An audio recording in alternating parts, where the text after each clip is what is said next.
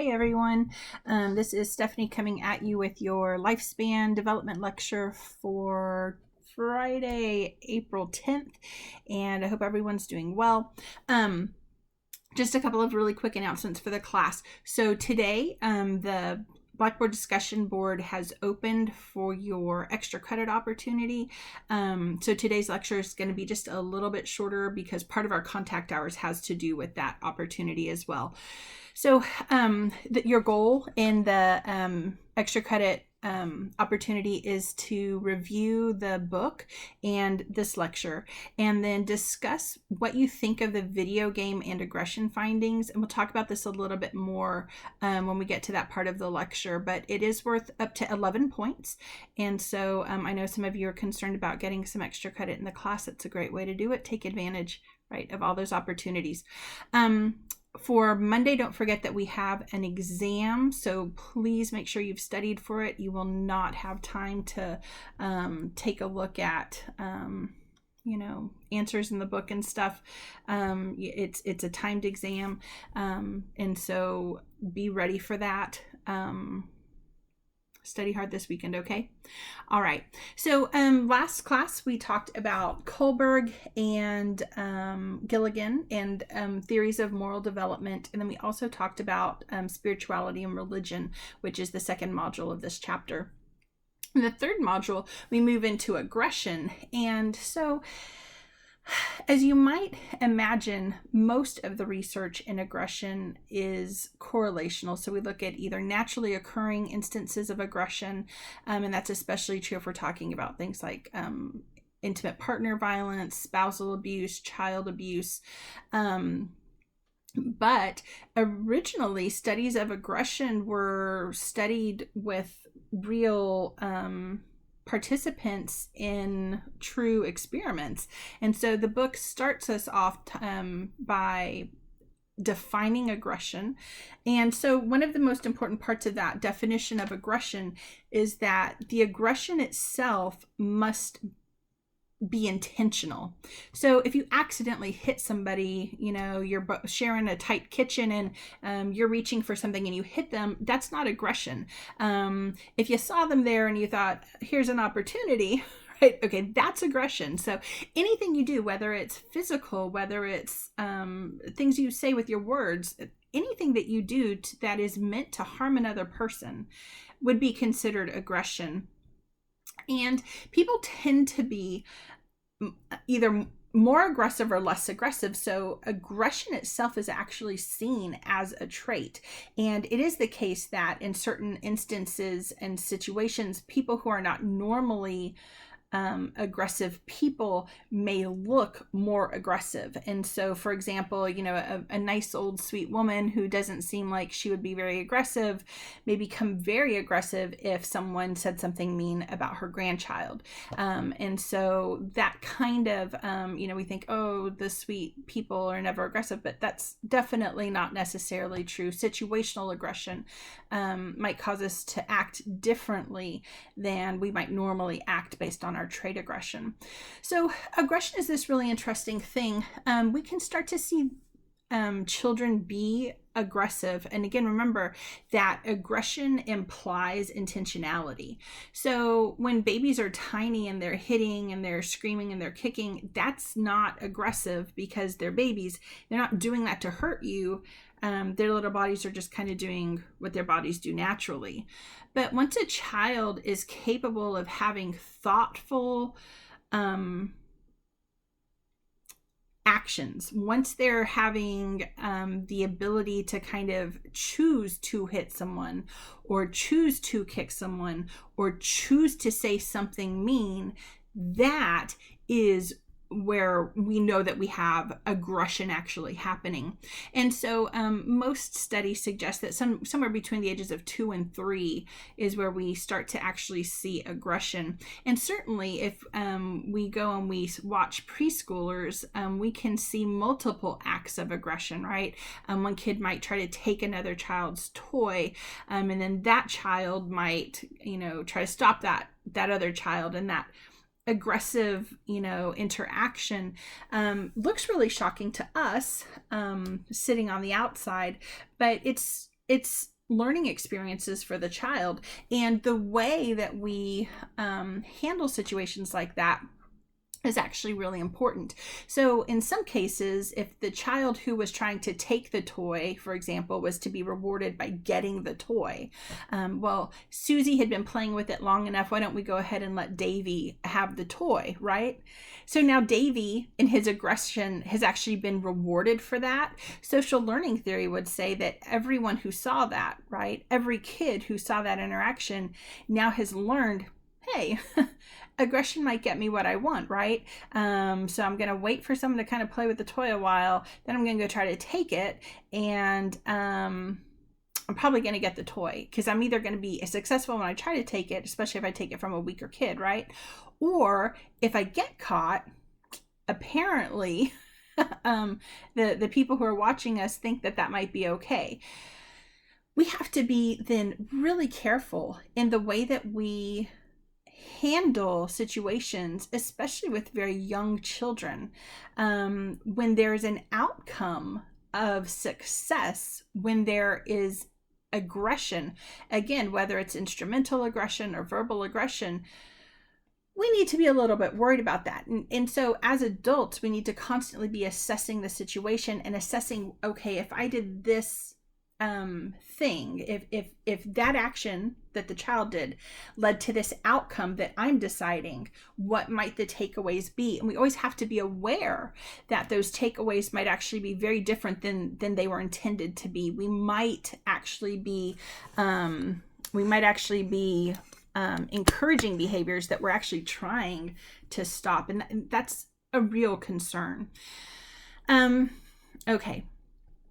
So something else that makes us believe that young children as early as 2 and 3 years old are capable of what we're calling aggression, right? That purposeful intent to potentially harm another person, is that right around the age of 2, kids start to be able to do what we call emotional self-regulation.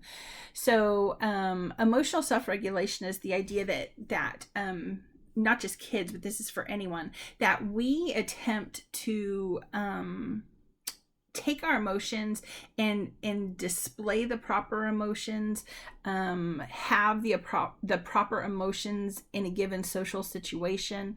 And so right around the age of 2, children are starting to be able to learn to do things like talk about their emotions. So if we ask a child how something made them feel, 2 things could be going on here, right? First of all, they might actually finally have the words. So maybe kids are actually emotionally self-regulating before this, but they're not able to communicate that well.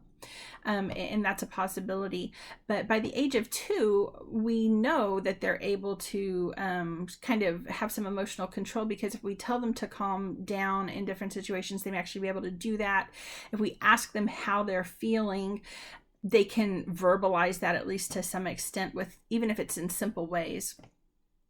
So emotional self-regulation tends to become more complex as we get older. And so preschoolers actually are relatively good at managing their emotions. Now, obviously, we all have hard days, right? And if it's close to nap time, it might be a lot harder to control your emotions than if it's, right after lunch and you're playing on the playground.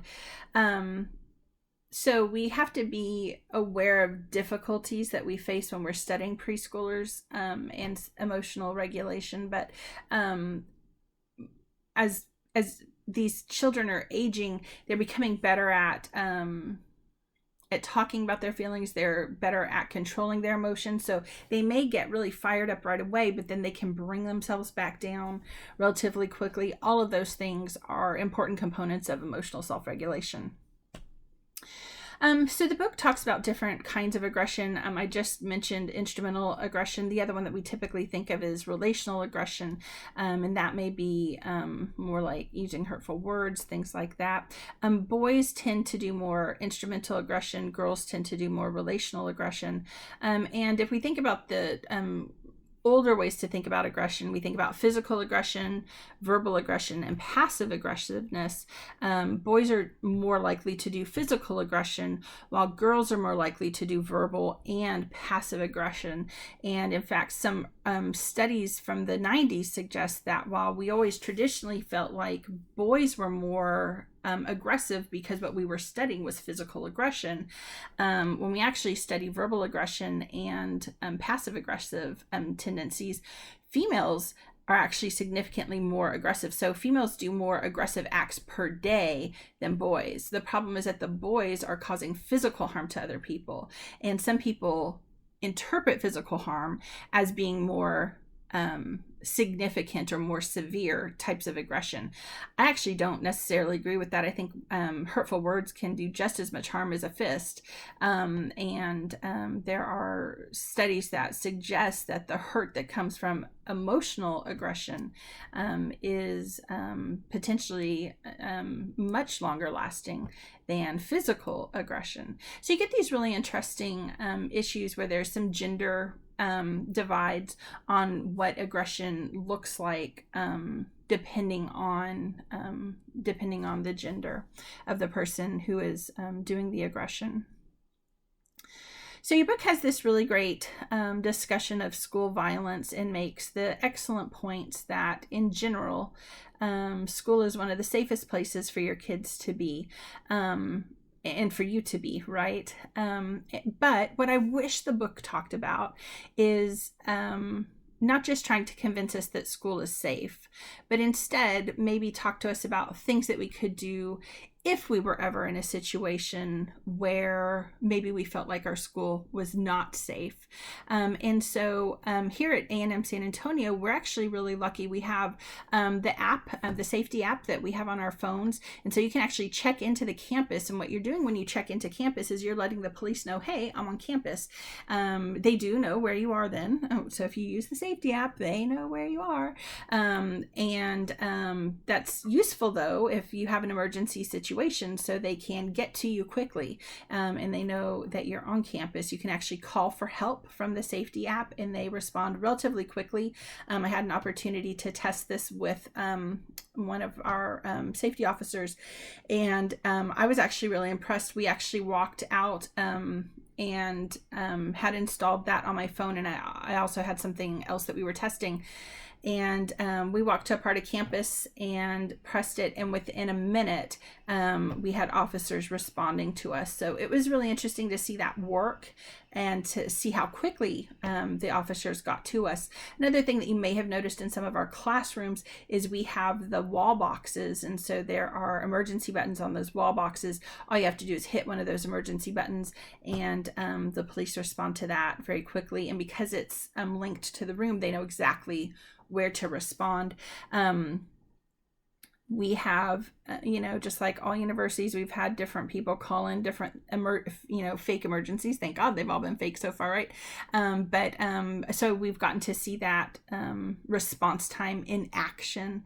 But there are a number of things that you can do to keep yourself safe. Let's say that you don't check in on your phone, and maybe you're in a room that doesn't have the emergency thing. What would you do if someone, if you were in like an active shooter situation?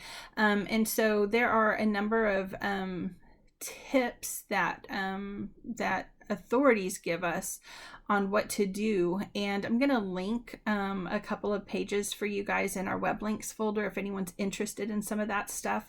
But one of the things that they teach you is you either have to find a way to distract that person, or you need to have an escape route. And so I always think to myself, I've always been one of those people. I was raised by a woman who always made me think that I was constantly going to get like stolen by people. And so from a very young age, I started realizing like, okay, if I was ever in a car with someone who stole me, I'd have to know how to get home. So I started learning street names and stuff because I'm a weirdo. And but I guess because of my mom, so kind of like thank you to her, I started paying attention to like, how would I get out of this place if something happened, and what would I do, what are my different exits? And I've just kind of always been that way, for better or for worse, right? I don't know if it's a good thing or a bad thing, but it's just kind of how I've always been. And so I pay attention to things like that. some of our classrooms have 2 doors, right? They don't just have the one door. And so if someone's coming in one door, you could be potentially going out the other door if you felt safe doing that. Something else that some authorities suggest is try to distract that person and potentially even cause them harm, or at least try to dislodge a weapon from their hands. And so, we're in university, we've got heavy books, right? And so, one of the videos that we watched many years ago in the active shooter training had to do with like throwing our books, throwing whatever we had at someone who was trying to gain access to the room. You may not be able to barricade doors, things like that. And so being able to even just fluster them long enough to get some people out of the room or to dislodge the weapon. And so, being aware of your surroundings, being aware of your different opportunities, using the tools you have to either protect yourself or to try to stop that thing from happening. These are things we have to think about. And of course, not just at school, right? These are things we have to think about nowadays when we're maybe even at a shopping mall, at a movie theater, things like that. And it's not necessarily different than how it was 100 years ago, but we should be aware of those things. We should be aware of ways to protect ourselves and other people around us, if we can. So anyway, I think that the book has a really interesting discussion. I hope that you'll read it, but I also hope that you'll maybe watch some of the links that I have, or read some of the links that I have about what to do. How do you react? What are the best things you can do if you do ever find yourself in a situation like that, whether it's at a school or a workplace or a theater or a church, right? I mean, we've had shootings at churches. And so just to be kind of aware and to prepare yourself for those kinds of things. All right. So the book talks about some explanations for aggressive behavior, and you can read these on your own. Certainly Freud, right, focuses on the human animal, right? He really focuses on the animal component. So all of those instincts that you have, and of course some of the instincts that Freud would argue are the aggressive life instincts, right? The things that we do to kind of preserve our livelihood, our abilities to maintain a livelihood, and our ability to spread our genes, right? And so the aggression and sex instincts are very important if you think about humans just in terms of the human animal. That said, what I want to focus on for this class are the social learning and the cognitive explanations for aggression. So according to social learning theory, right, and so we can think about Bandura and the Bobo doll studies, right? So what Bandura did is he so first of all, we've talked a little bit about Bandura earlier this semester, but just a quick refresher, right? So he was interested in studying the effects of aggression if you were watching someone be aggressive. So what in social learning theory we would call modeling. So if you watched a model be aggressive, would that necessarily make you more aggressive? And so Bandura had kids watch either an adult modeling aggression, or they watched an adult who was just playing with Tinker Toys. So here's the deal, right? This is a true experiment. He randomly assigned kids to either watch someone who was aggressive or to watch someone who was not being actively aggressive. And so Bandura actually, in terms of the way he was studying aggression, provided us opportunities to study it in an experimental way. And what he found is that children, and these are really young children, right? There's pictures of this in the book, and I also have a web link up for you guys of some of the original Bandura footage if you want to see it. It's the same kids, and it's actually narrated by Bandura, which is pretty cool. But Bandura kind of says, or what he found is that kids who watch that aggressive model are actually really interesting, because not only are they more aggressive, but they also have more novel aggression. And so they're not just doing the things they saw the model do, they actually go above and beyond that in terms of their aggression. And so there's a little boy who you'll see in the video if you watch it, and I don't mean to laugh, but it's just funny to me because he does things that I don't know that I would ever think to do.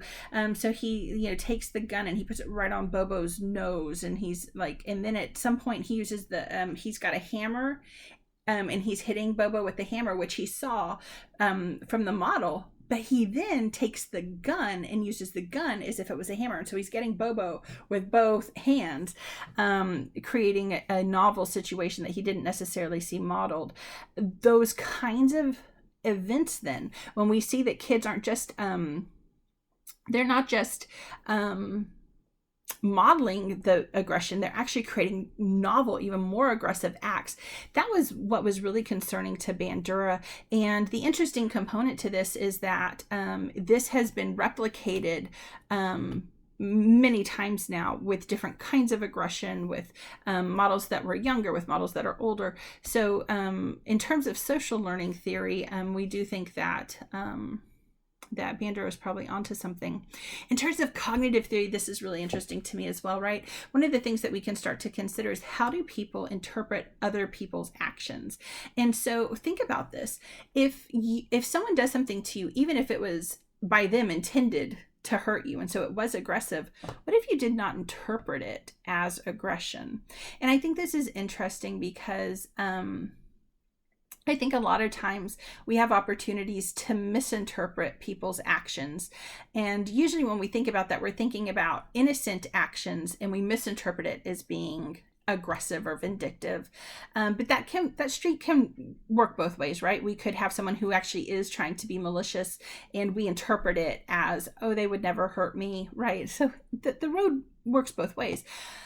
But we have to consider what happens if you're misinterpreting what's going on. And I think it's kind of an interesting thing to think about. So if you are just kind of a very forgiving and maybe naive person, you may misattribute aggression as not aggressive. But if you have kind of a different disposition, a different personality, you may see things. I'm going to sneeze. Excuse me, sorry guys. You may see things really differently. And whoa, and the way you might interpret that then is that someone who is being really kind of innocently did something, right? Maybe accidentally bumps you with their shopping cart. You see that as an aggressive act and you interpret that as an aggressive act. And you have to start to think about what that might mean for you in the long run, right? Imagine that you interpret everyone's actions as potentially being against you or aggressive. That might be something that becomes difficult for you then to get along with other people, things like that. So I think the cognition components to aggression are actually really interesting to think about. All right, so there's a lot of discussion about TV and violence, and a lot of that discussion comes from Bandura's research on aggression, because kids watched a videotape, and so you can start to think about, oh, okay, so actually there's different ways to do the Bandura study. It could be a live model, but it could also be a TV model. And so one of the questions is, do kids learn readily to be aggressive if they are watching TV?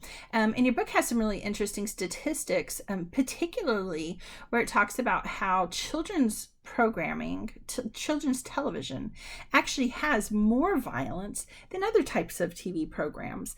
And so, there's in the early 90s, a lot of the television research focused on Teenage Mutant Ninja Turtles, and it focused on Power Rangers, because especially Power Rangers, because Power Rangers was live action, right? It wasn't a cartoon. And so we're kids learning to, was Power Rangers basically going to end the world, because we were all going to learn to be violent because we watched Power Rangers when we were young. The research on this is really disparate.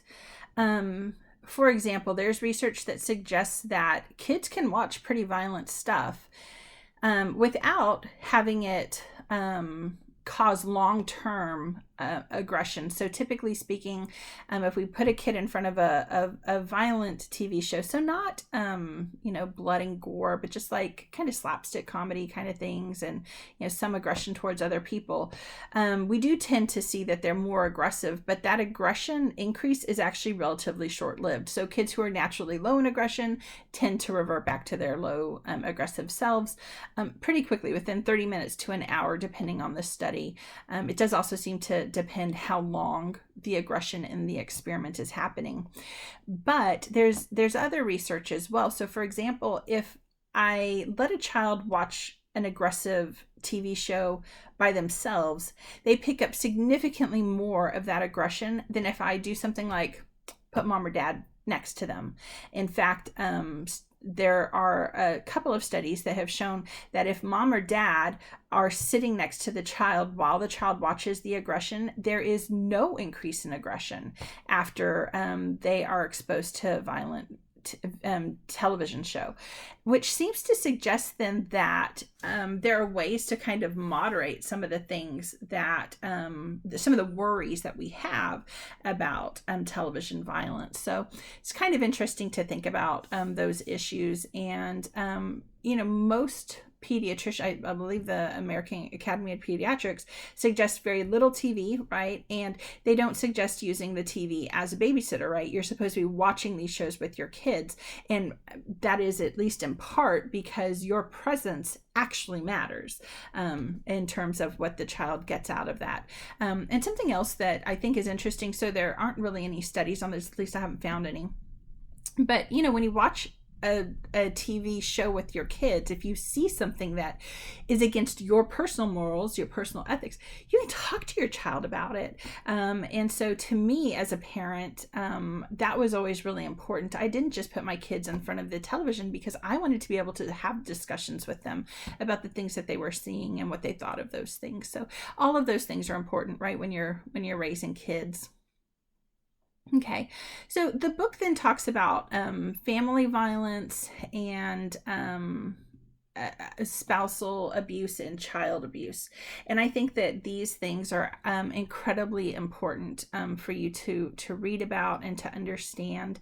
When we talk about the cycle of violence, and it's probably something that you've heard quite a bit, one of the ideas is that people who are abused or who witness abuse when they're young may be more likely to accept that as just kind of fact in their future relationships. And the research on this does show that many people actually just naturally are able to escape the cycle of violence. At least that's the interpretation you could have. But about a third of people who grew up in an abusive home will live in an abusive home as an adult. And so I guess that's a majority, but a third is still a huge number of people to be living in fear and in hurtfulness, etc. So I tend to be a little bit more bleak on that. I think it just makes me sad to think about. The book gives a couple of really shocking statistics about this. So almost a third of women at some point in their lives will be part of a relationship where at least once they will be physically hurt. So slapped, choked, pushed, or worse. And so that's almost a third. And some people suggest that we are actually underestimating those numbers. I don't know that we're underestimating them, but it's a shocking number. That said, I want to talk really quickly about family violence where women are the perpetrators, because it's something that your book kind of ignores, and I would argue most books kind of ignore it, but it really does happen. And I think there's a number of reasons that we probably don't talk about it, right? A lot of women believe that abuse is, I should say, not a lot of women necessarily believe this, but many researchers believe that, there are issues in terms of family violence with the patriarchy, and it's evidence that there's a patriarchal system, etc. And maybe that's true. But I would challenge people to just look at things like movies, soap operas. I can't think of how many times I've seen a woman slap someone else, often a man. And very rarely do you see something like that, especially on TV, right? On TV, women still hit men, but men don't hit women, right? There's this clearly defined line of what you don't cross. But part of that is also problematic, right? If spousal abuse is the idea that someone's going to be kicked, slapped, choked, beaten, whatever that is, it would work both ways. And so it's something that I want you to think about as you're reading the book. Men, typically speaking, do not report spousal abuse. But the estimates of the number of men who have been slapped, kicked, beaten, choked, etc., range anywhere from 20% of men to over 50% of men. And so the numbers aren't actually that different when we talk about some of the estimates. And so this is an issue not just for women, it's an issue for men as well. And I don't think it would be fair to not think about those issues for both men and for women as well. So I want to talk really quickly about some of the ideas that the book talks about in terms of, spousal abuse. So in one part of the book, like at the very beginning of this section, it makes the clear statement that these things can happen regardless of SES. It can happen regardless of economics. It can happen regardless of education level, things like that. But then later in this chapter, it talks about some of the factors that put a family at risk for abuse. So while it is true that abuse can happen to any family, it is more likely to happen in families that have lower SES. For families that have more children, they tend to have more violence, and single parent families where the parent feels like they're under a lot of stress may be more likely to have abusive households. So those are things that we need to be aware of. All right. You can read the rest of the chapter on your own as far as child abuse and neglect go. I think those are important concepts and important ideas. But it's fascinating to me when we have these discussions in class, most of you have a good knowledge of child abuse, what it looks like, and some of the signs to look for. So make sure you read that part of the book because you can expect to see it on the test. They're important ideas. But what I'm going to talk about is something that until very recently really wasn't discussed very much at all, and that's elder abuse. This is a lifespan development class, and I tend to find that we focus a lot on the younger issues, but we kind of, once we get past like the 30-year-old stuff, we kind of very quickly mention it and we don't talk a lot about it. But elder abuse is something that's real. It's happening, and it looks a lot of different ways. It can be physical, it can be psychological, it can even be financial abuse. And so estimates are that as many as 11% of the elderly are undergoing elder abuse at any given time. And there are a number of researchers who actually think that number is woefully underestimated. I was listening to, so as I was thinking about this, lecture, I started to do some investigation, and I came across this really interesting idea that said what a lot of families are starting to do is to put like a camera in the room of, let's say, a parent or grandparent who has to live in an assisted living facility or nursing home facility. And there are actually ways to do that legally. You can tell the facility that you're planning on doing that. You can get permission to do that. And it's a way, it's almost like the Ring camera system, right, where you can kind of see who's going in and out and stuff like that. It's set up kind of like that, and you can do it in a way that the facility might know that it's there, but maybe the nurses and the workers don't.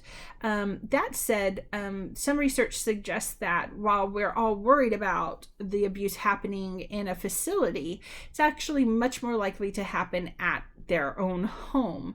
And so when you hire help, almost like a nanny for a young child, right? When you hire help, healthcare workers, and they're not necessarily coming from a company that trains people. You're hiring someone who maybe was a family friend or a friend of a friend.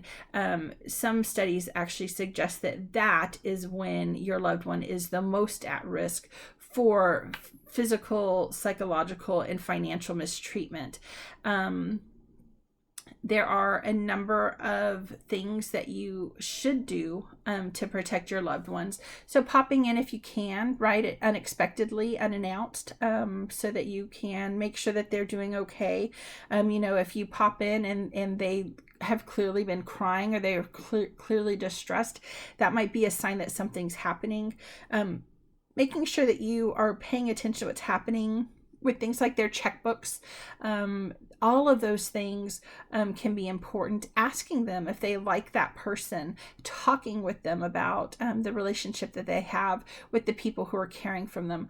All of those things are important. And so remaining involved, even if you can't be there all the time or every day, which is why you've hired someone to help, remain involved in your parents' and your grandparents' lives so that you can help identify any elder abuse and then report it when you find it. Something that many people do is they just fire the person, but firing them is not going to do any good if they can then go and victimize another person. So, trying to capture evidence if you have it, all of those things become very important to protecting not just your family members, but the community at large. Okay, so you guys, that's it for the lecture for this exam that you have coming up on Monday. So let's talk very quickly about the extra credit opportunity.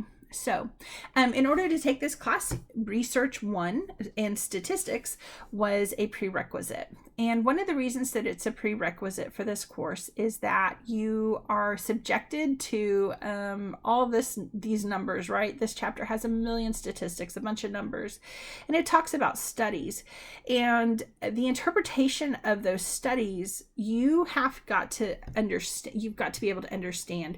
And this is especially important when we're talking about correlational studies. Remember that correlation does not imply causation. It does not. And so your book kind of drives me crazy a little bit because it talks about the video game and aggression research, and it does so at times in a way where it makes it sound like they're drawing causal conclusions from that correlational research. And so, it just started really thundering here. I don't know if you could hear that.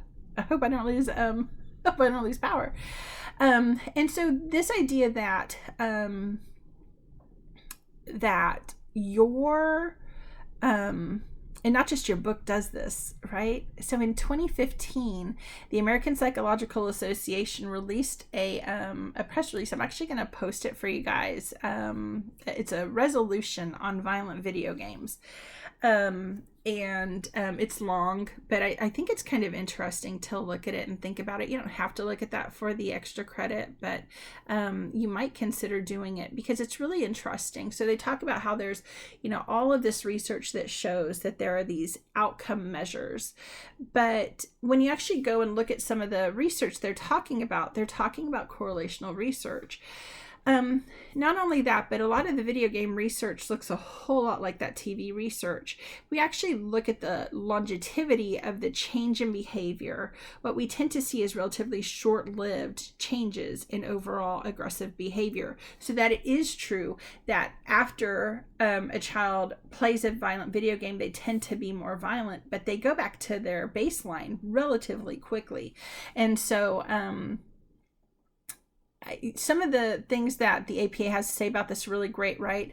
Things like we should be paying attention to those guidelines that are put on the video games themselves, that the video game industry needs to be aware of this, that parents need to be aware of this, right? There are some parents who think, oh, my kid can do whatever and it doesn't affect them. Your kid's probably not that special, right? If it affects people, then it's probably affecting your child.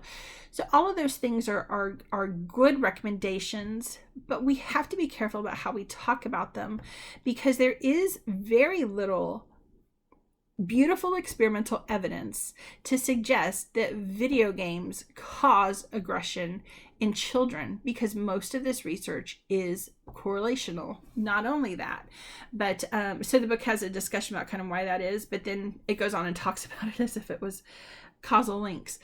So there are a couple of potential explanations here, right? And this is what I really want you to be thinking about as you have the discussion online. So one of the things I want you to think about is this idea. So is it possible that violent video games are causing aggression? Because that's certainly the what other people extrapolate from the research. But I also want you to think about this. How might natural aggression levels cause certain people, so we think about the causality in the opposite way, right? How might those natural aggression levels cause people to maybe choose to play more violent video games as a way to get that natural aggression out, right? So what if that causal link works both ways? Maybe people with lower natural aggression play fewer violent video games, and so when we measure things like number of violent video game hours per week and aggression, and we look at that, we say, oh my gosh, these people are playing so much violent video games, it's causing them to be aggressive. It could absolutely be the other way around. I don't like playing aggressive video games. Like, I just can't do it. I do not like it. I'm a Tetris gal. I know, I'm really sad. And Insane Aquarium, I love Insane Aquarium. I'm just not naturally very aggressive, and so I don't naturally play violent video games, and I don't like doing it when I have to, right?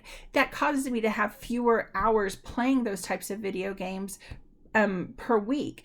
And so I want you to be thinking about everything you learned in Research 1 about correlation, about drawing conclusions. And I want you to think about the research that you're presented with. And I want you to really critically evaluate it in terms of what causality might look like. So I'm not asking you to break all the rules and draw causality from correlation, right? We know that there are issues.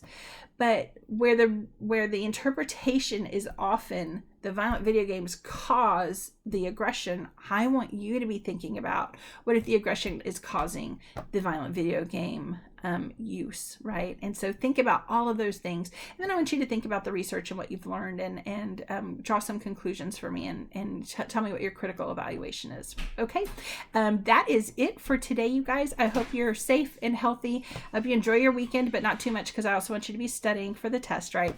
And I will talk with you guys again on Wednesday. Don't forget, test is on Monday. It'll be open from midnight until 11:59 p.m. Bye.